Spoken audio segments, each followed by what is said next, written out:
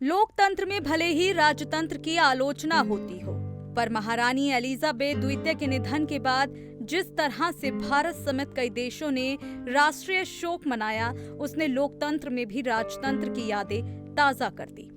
लोकतंत्र में राजा महाराजा, रानी महारानी शब्द सामंती माने जाते हैं। जहां तक बात इंग्लैंड और भारत के रिश्ते की है, तो अंग्रेजों ने कभी भारतीयों को सम्मान दिया ही नहीं।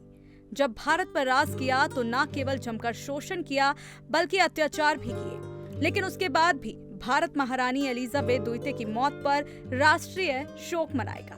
तो ऐसा करना कितना जायज है, जानिए इस रिपोर्ट में। ब्रिटेन में भले ही एक कहावत काफी प्रचलित हो कि भारत के उपनिवेशीकरण से ब्रिटेन को कोई खास आर्थिक लाभ नहीं हुआ, लेकिन 200 साल के इस क्रूर शासन की सच्चाई पूरी दुनिया जानती है।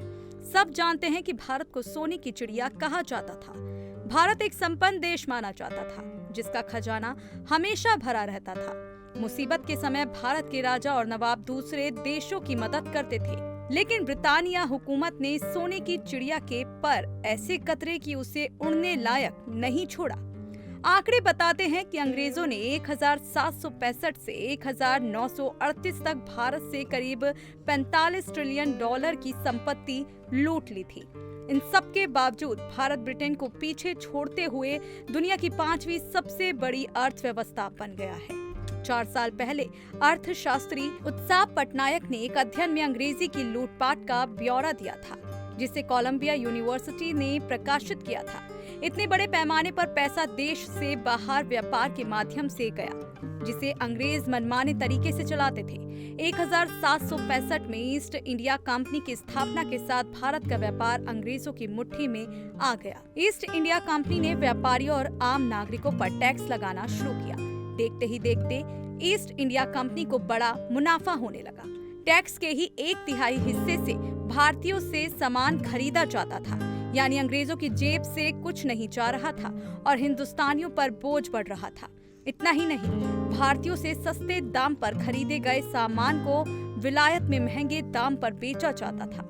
यह एक तरह का स्कैम था, जिसमें भारतीय व्यापारी फंसते चले गए। भारत से व्यापार करने के लिए किसी भी विदेशी को काउंसिल बिल का इस्तेमाल करना होता था। यह पेपर करेंसी सिर्फ ब्रिटिश क्राउन से मिलती थी। इसे हासिल करने के लिए लंदन में सोने और चांदी के बदले बिल लिए जाते थे।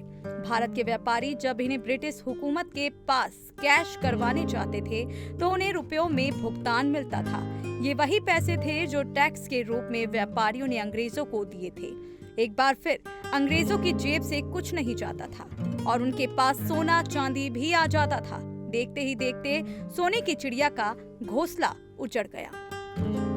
अध्ययन के मुताबिक भारत से लूटे गए पैसों का इस्तेमाल ब्रिटेन, कनाडा और ऑस्ट्रेलिया जैसे देशों के विकास के लिए करता था।